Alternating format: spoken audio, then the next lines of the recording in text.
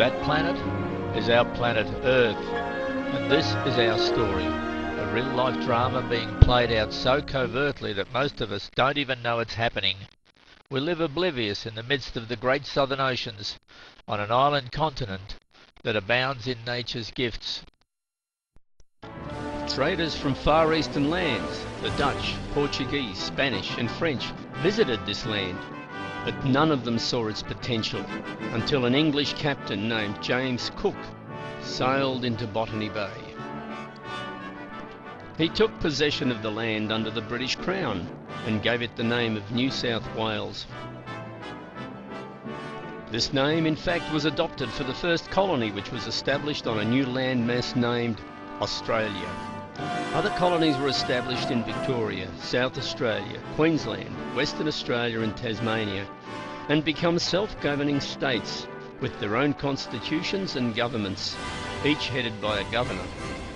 It was agreed that the best future of the country lay in federation, and after referendums in each state, the Commonwealth of Australia was established and a new flag was hoisted. The Commonwealth of Australia was established as a constitutional monarchy in the reign of Queen Victoria and her successor, Edward VII, when royal assent was given to the Imperial Act of Parliament that created the Commonwealth of Australia. The Commonwealth of Australia Constitution Act was framed and accepted here, in Australia, before it was presented to the Imperial Parliament for enactment and subsequent royal assent. The importance of retaining this point is that the framers of our Constitution must have known that there would be those who would from time to time seek to compromise the Constitution and its rights, liberties and freedoms. They framed it to maintain the sovereignty of the people over the Parliament and the relationship with the Crown as represented by the Governor-General. They established the judiciary, incorporating a separation of powers to prevent internal predators from destroying the nation. Abraham Lincoln stated this very clearly when he said, "At what point then is the approach of danger to be expected? I answer, if it ever reach us, it must spring up amongst us. It cannot come from abroad. If destruction be our lot, we must ourselves be its author and finisher. As a nation of free men, we must live through all time, or die by suicide." It is therefore so important that we all know our supreme law, the Commonwealth of Australia Constitution Act 1900. It is what created the Commonwealth of Australia in its opening statement, which reads, "Whereas the people of New South Wales, Victoria, South Australia, Queensland and Tasmania, humbly relying on the blessing of Almighty God, have agreed to unite in one indissoluble federal Commonwealth under the Crown of the United Kingdom of Great Britain and Ireland, and under the Constitution hereby established." Taking away the superfluous words, this clearly says that it is the people who have agreed to unite in one indissoluble federal Commonwealth. Not the states, not the parliaments or governments, but the people. Which clearly tells us that it is the people under this Constitution who are the Commonwealth of Australia. This is not an interpretation taken out of context from our 66-page Constitution. If we look at the annotated version, written by Quick and Garron, consisting of over 1,000 pages of information and interpretations explaining the intent and effect of the mere 66 pages of our Constitution, we find our interpretation fully supported. On page 928 of Quick and Garron, there is a simple diagram showing the hierarchy of power under the Constitution of the Commonwealth of Australia.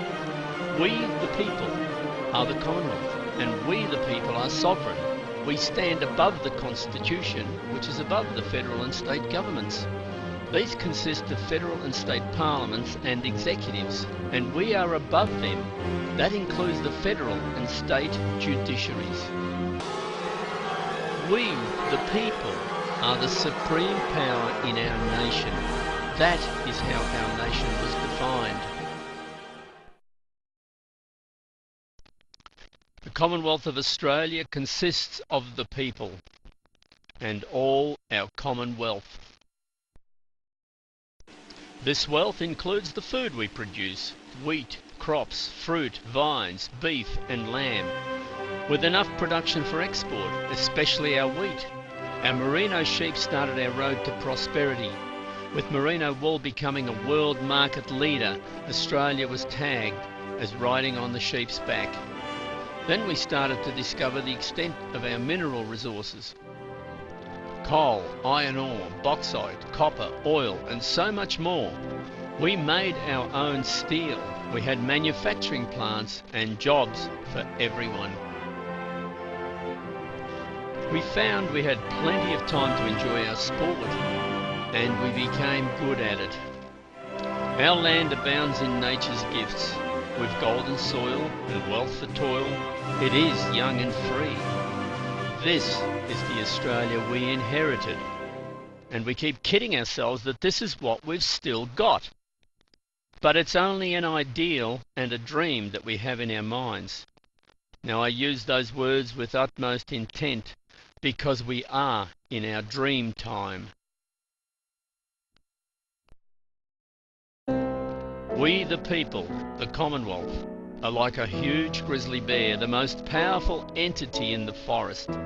And after a good summer with plenty to eat and full freedom of the forest, we took a nap, one that has lasted almost 40 years. Hence, we should now be known as the Z Society. A society that's fast asleep and even now only showing signs of stirring. Most people want to stay asleep. They just don't want to know about it, no matter what you may want to tell them, because then they don't have to do anything about it.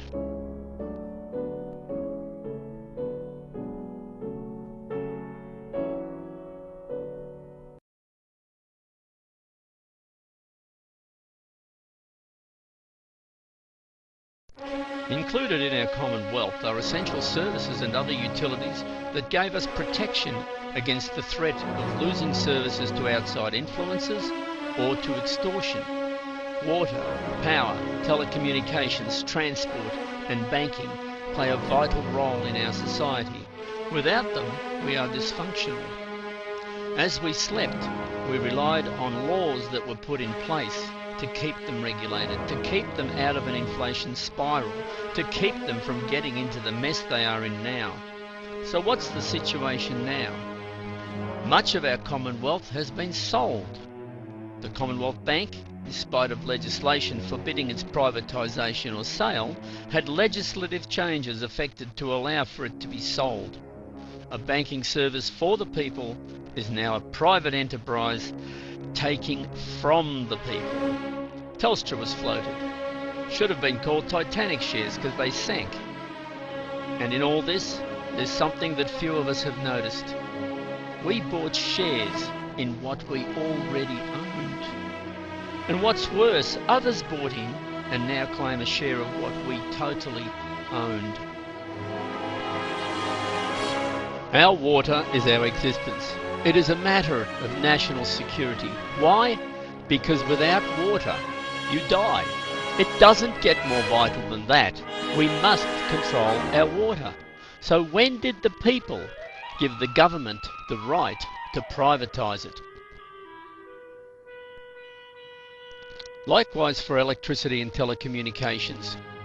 What would happen if suddenly the power was turned off and the phones cut? The answer's already been given many times when communities have been struck by a cyclone. They are labelled as disaster areas. Now, in spite of this, we've allowed our essential services to be privatised, giving some corporation the controls so they may switch them off at their discretion. Is this not another national security risk we open ourselves up for? Now, what about the rest of our community needs? Why are they in such a mess? Our healthcare systems are sick. Our border protection is... hang on, what border protection? The education system is producing underachievers, but our utilities are certainly not doing that. Petrol prices are explosive. Water costs are saturated and power bills are shocking. So what are the people that you have put into Parliament to represent you doing about it? Nothing. They don't care, because they are the ones doing it to us. They don't care what it will cost us, because we are the ones paying the bill. They don't care if they destroy our nation. Otherwise, why would they do it? Well, surely they can be stopped by the courts. Well, no, because they don't care about High Court decisions. Look at the Malaysia solution matter that went into the High Court of Australia. When the High Court decided against the Malaysia solution, Julia Gillard said that they would just pass some new laws and work around it.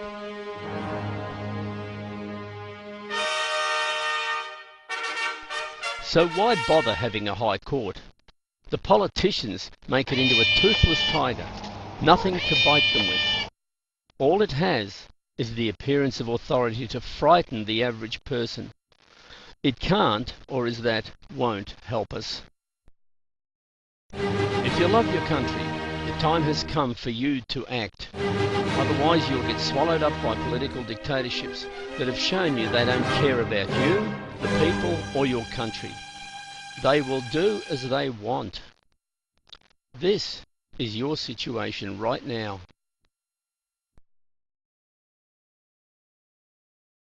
This is where we are today. What would you do in this situation? Would you take the suggested advice and just stand there? Or would you do something about what's going to happen to you? Because be assured, it's going to happen, either from one side of the fence or the other. It's not an honour to be the Z Society, because most of the problems have happened on our watch. But it doesn't have to stay that way, because we, the people, have the power. It's time to use it, to do something to fix the problem. We understand that we live in a complex society. Our lives have many aspects, and our behaviour has restrictions imposed by rules and regulations, which are enshrouded in legislation and the law. We believe that the Constitution, the Governor-General and the Judiciary are there to ensure everything is done according to the law, that the rule of law prevails. But what we have missed during our 40-year nap is that the individuals we were electing to represent us in the Parliament formed political parties and represented themselves. They enacted legislation and used tactics to impose a barrier, suggesting they were both above the people and above the law. Remember, it was us, the people, who elected these politicians to their seats of power. And it was us who trusted them and were deceived by them when they set to work on their own agenda.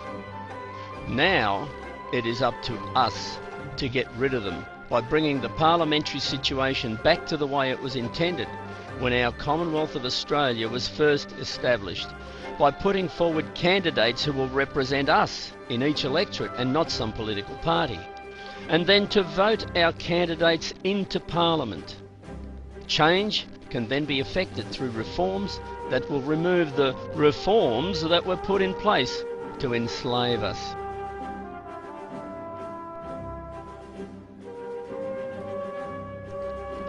To achieve these things, we must unite, not in a party format, but in an alliance on a single platform.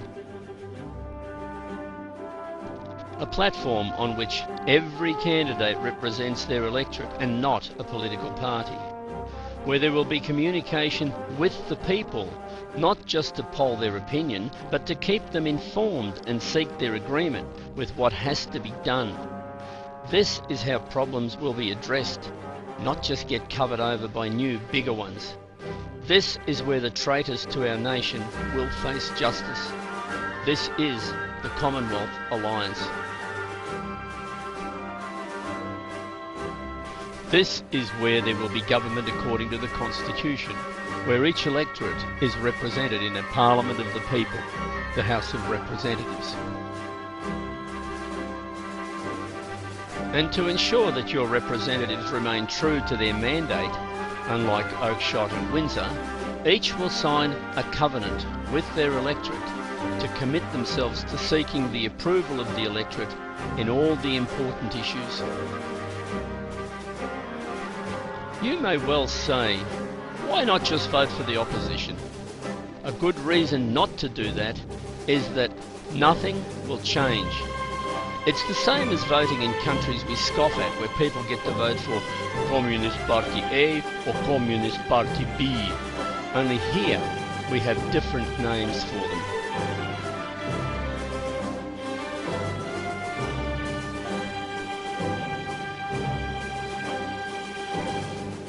The two-party system has put us where we are today. They work in tandem. Whatever one implements, the other finalises. This has been going on since 1975, since Whitlam and Fraser conspired to sell us out. The corruption, the collusion, the common agenda between the ALP and the LNP, or the Liberals, whatever you want to call them, has put us in a right big mess. But don't forget, we've also contributed to that by not taking interest, by not learning about what's happening, by not demanding that the media make such information public. Heed the words of Thomas Jefferson, written in 1796. A nation that expects to be ignorant and yet remains civilized and free expects what never was and never will be.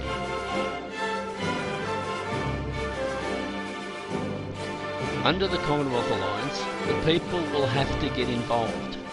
They will receive information relating to both sides of an issue being resolved. They will provide feedback. Then they will be polled to see how they want to vote on that issue. Under the Commonwealth Alliance, the people must be informed. The people will be involved in making the important decisions.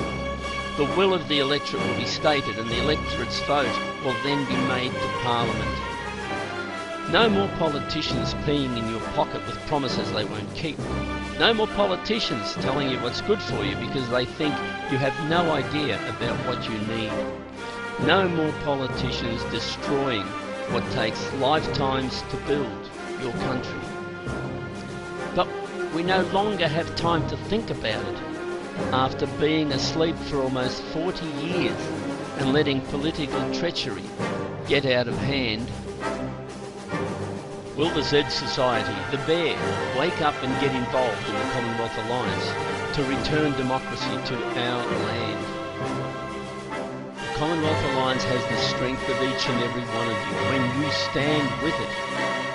Together, we can stamp out the political treachery that plagues our society. When we say no local government, no third tier of taxation, we will mean it and we will enforce it. And those who disregard the will of the people will be brought to task before the law. But this won't happen if you leave it to the person sitting next to you or to your neighbour. It will only happen if you stand with the Commonwealth Alliance. This is the moment. Not tomorrow, not later. Right now. Join and stand with the Commonwealth Alliance to get your country back for your children and your grandchildren.